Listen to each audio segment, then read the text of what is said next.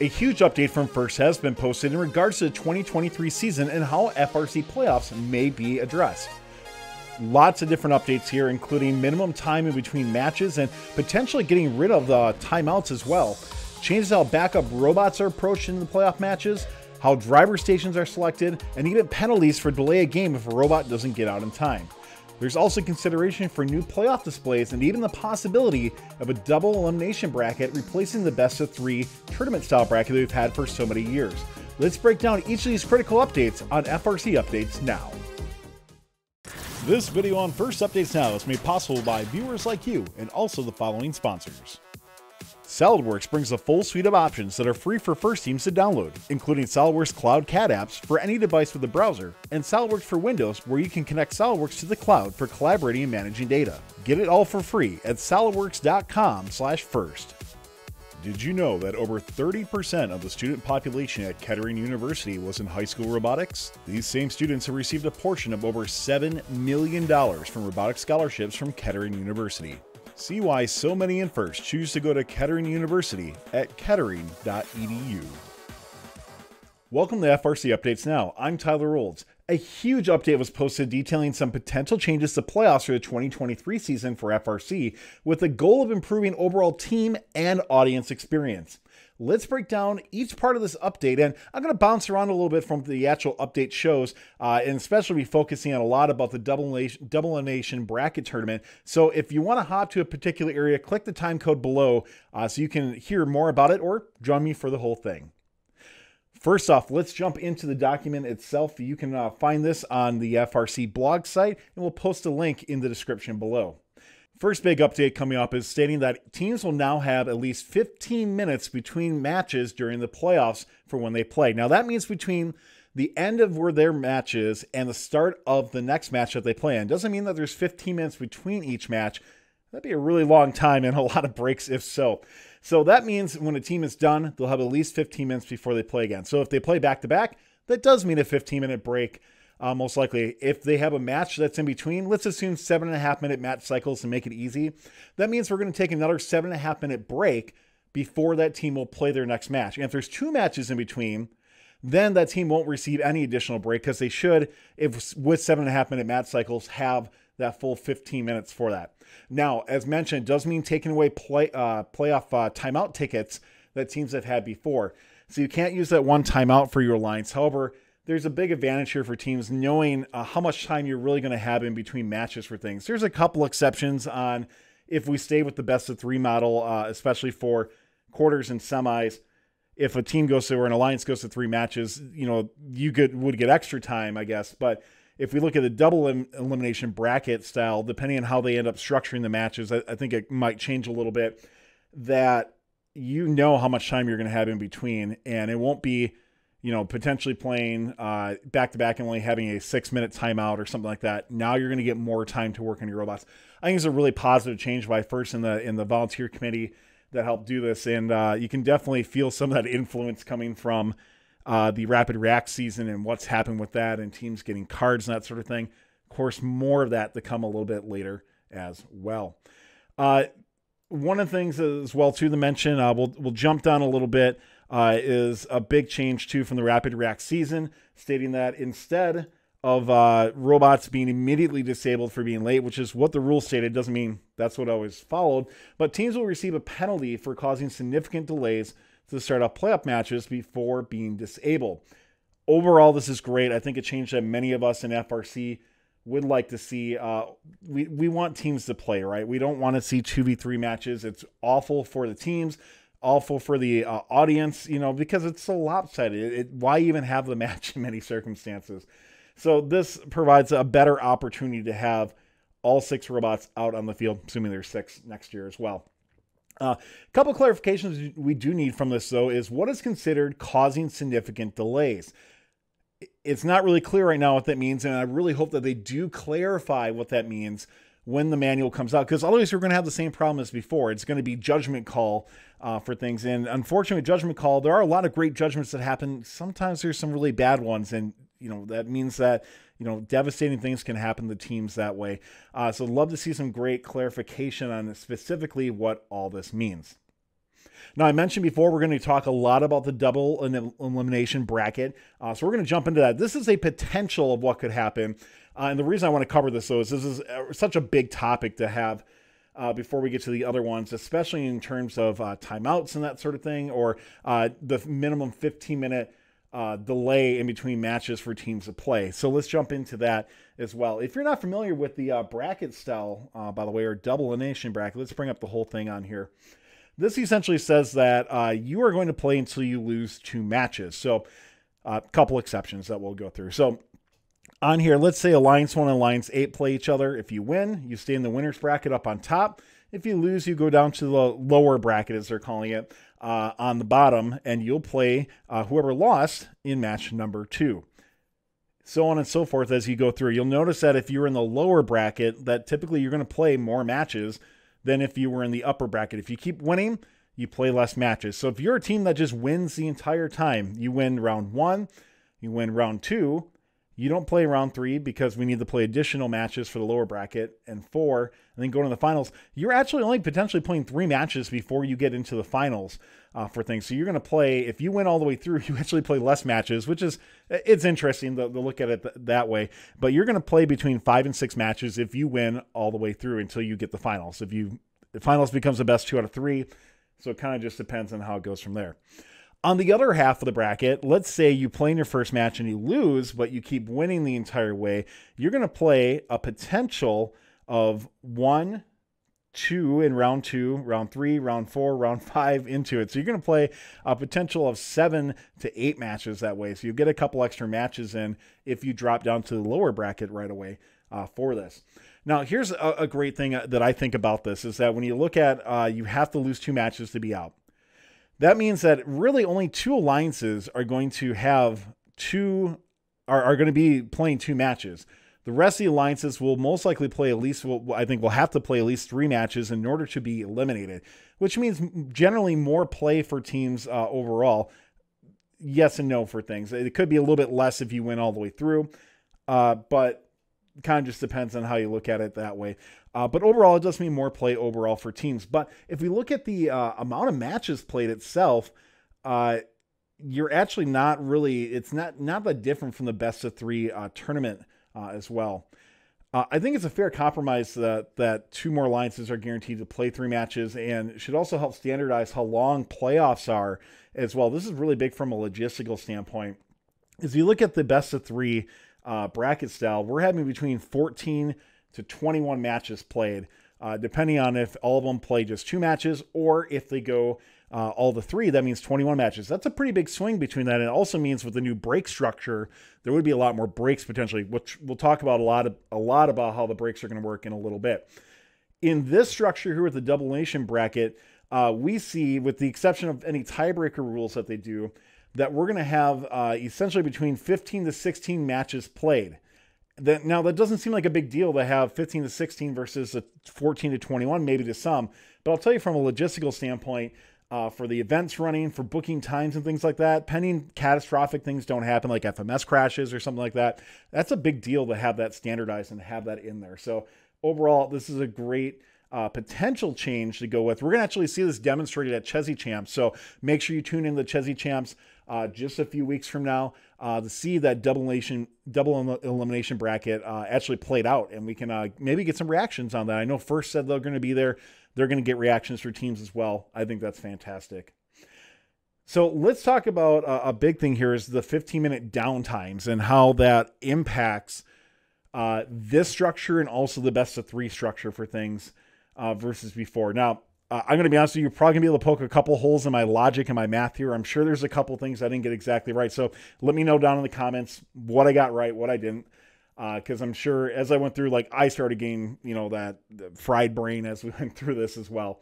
Starting with the double elimination bracket, let's talk about how much time there would be in breaks required based on the current structure that it's showing. I do have one small tweak to add on that I think will save a little bit of time, but let's break down each one of these. First off, a big assumption here.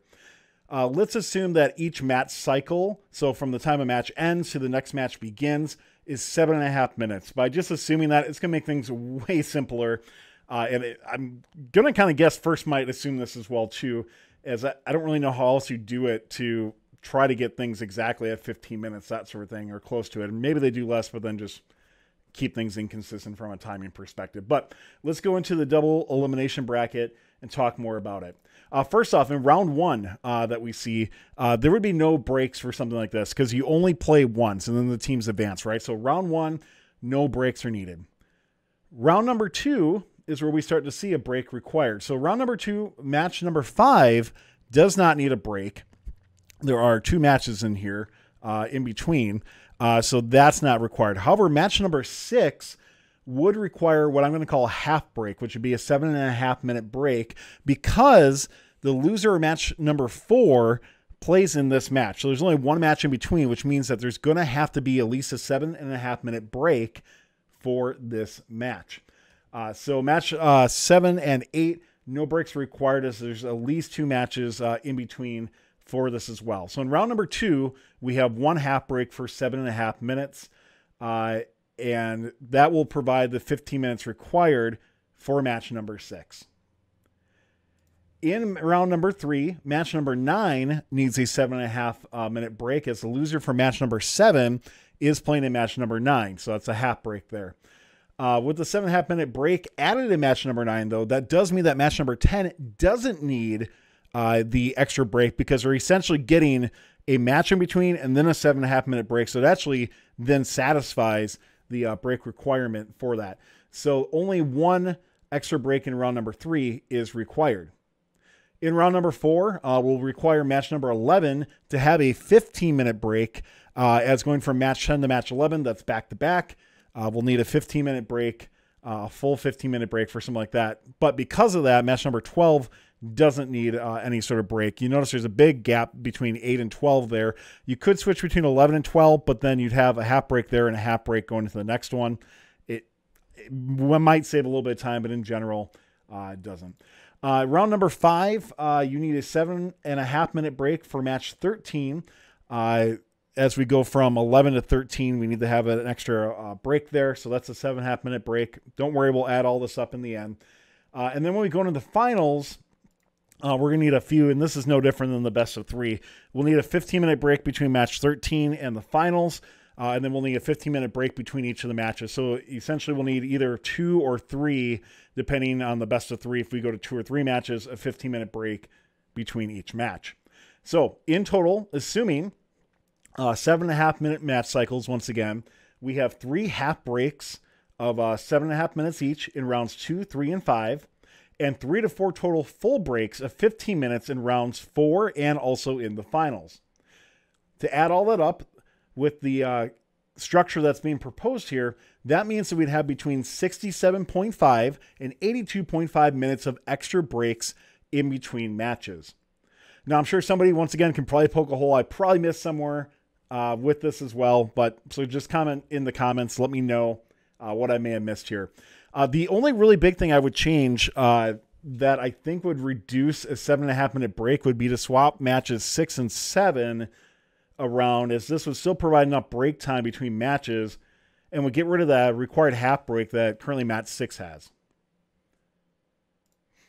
So let's talk about the current bracket that we have, which is the double elimination bracket, and the best of 3 bracket style that we go through with the quarters, semis, and finals, and talk about how that might impact as well. So if we stay with this and have the 15-minute break, assuming once again 7.5 minute match cycles, let's talk about that.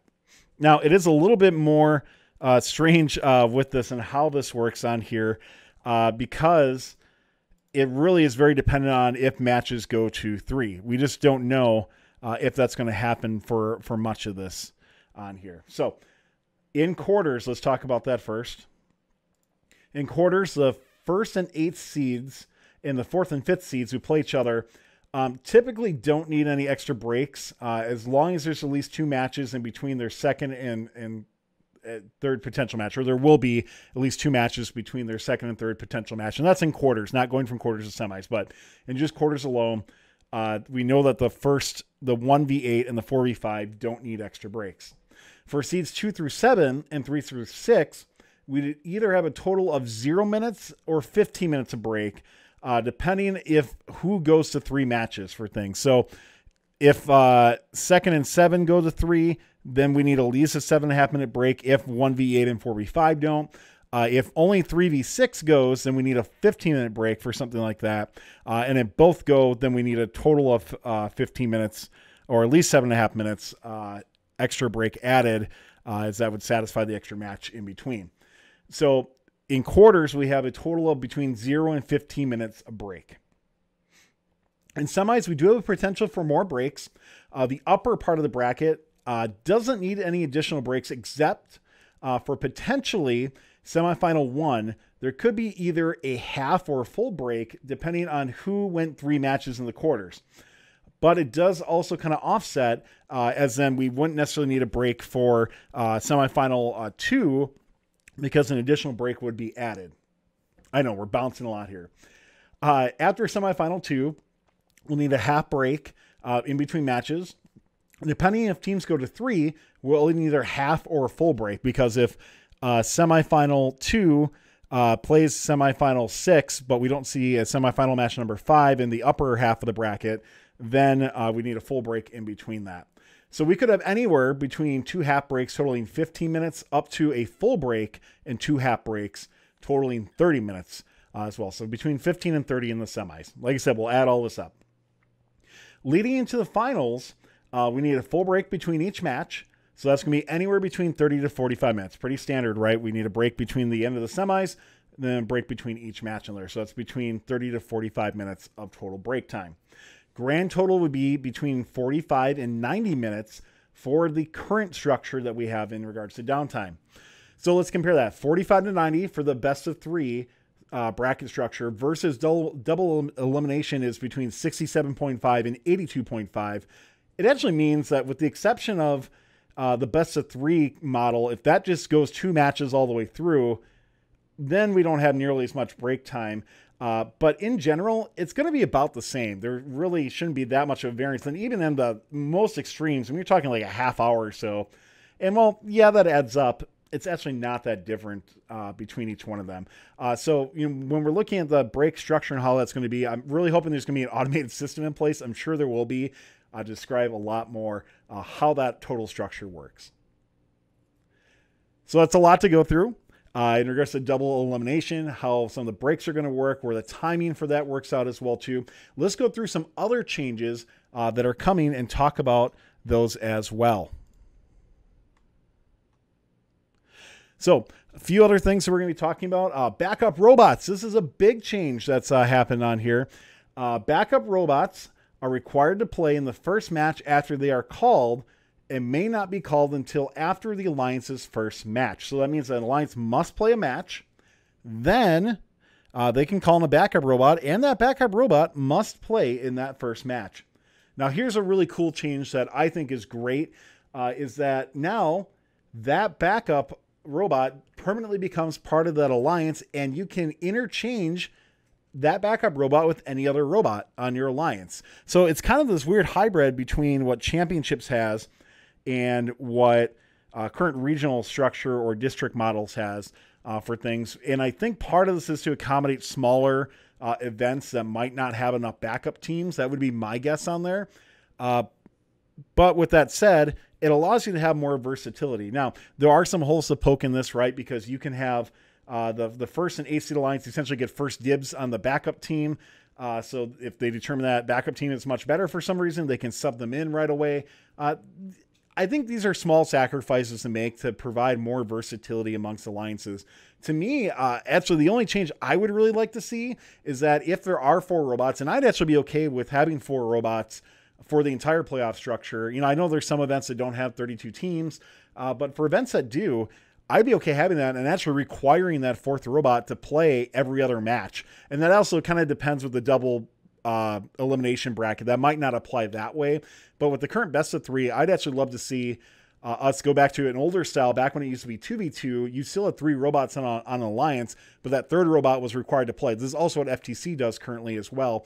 And that allows that backup robot to be more part of the alliance. Love to hear what your comments are. Comment below. Let me know what you think about that. Couple more changes as we go through. Alliances now can choose which driver station each team is in for the match. So this is something I thought actually changed like a few years ago, and then they reverted back. And I can't remember if I'm thinking of the official events or off-season events or not, but this is a wonderful change. This should have been changed a long time ago, and I'm really glad to see that this is something that's going to be permanent for the 2023 season, that you get to choose which driver station you're in. This just makes complete sense. Very happy to see this change. We already talked about the being late and the penalties for doing that. But another thing that's going to be added is printed copies of backup robots and playoff brackets we provided to the Alliance captain prior to the start of the playoff matches. This is a no-brainer here. I don't think this is anything revolutionary, but just a nice to have for teams as well. So I think that's great that they're providing that. Lastly, there's another thing that FRC just added that they're looking at doing for future seasons as well, and that's that they're looking at evaluating additional audience and team-focused displays that will help teams know exactly when they're in the next playoff match and how the tournament is progressing. And I love that. I think, to me, the only thing I'd love to add is I'd love to have that more for qualification matches too.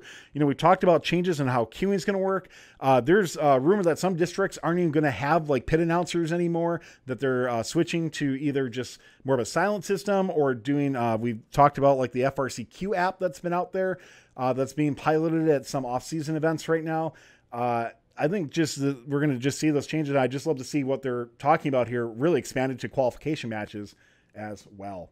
So some big changes coming from FRC. Love to hear what your comments are.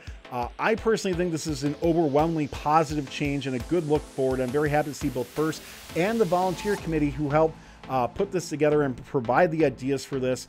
I think it's a great change overall, but I know there's always things that could have holes poked in them, or it might be the what ifs, that sort of thing. So let us know what your thoughts are in regards to these changes, and we'll see you next time on FRC Updates Now. Talk to you then. This video on FRC Updates Now is made possible by viewers like you and also the following sponsors. Did you know that over 30% of the student population at Kettering University was in high school robotics? These same students have received a portion of over $7 million from robotics scholarships from Kettering University. See why so many in FRC choose to go to Kettering University at kettering.edu. SolidWorks brings a full suite of options that are free for FRC teams to download, including SolidWorks Cloud CAD apps for any device with a browser, and SolidWorks for Windows, where you can connect SolidWorks to the cloud for collaborating and managing data. Get it all for free at solidworks.com/FRC. Don't forget to like, subscribe, and ring the bell to stay up to date on our new videos. Keep the conversation going and provide your input to our content. Watch our live shows at twitch.tv/FRC Updates Now. Join our Discord at discord.gg/FRC Updates Now. And check out Fun FTC on Facebook, Instagram, and Twitter. And FRC Updates Now on Facebook, Instagram, TikTok, and Twitter.